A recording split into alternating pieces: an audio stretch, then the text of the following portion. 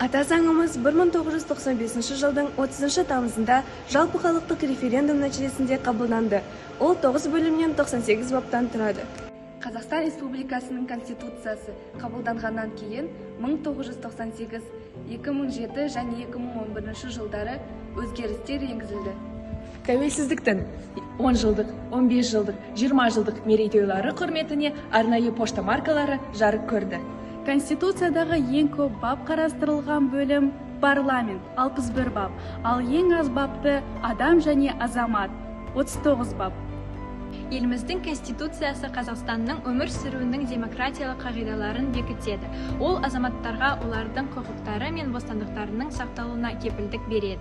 Конституция мемлекеттің құқықтық негізін қалыптастырушы құжат. Қазақстан Республикасының Конституция күні құтты болсын!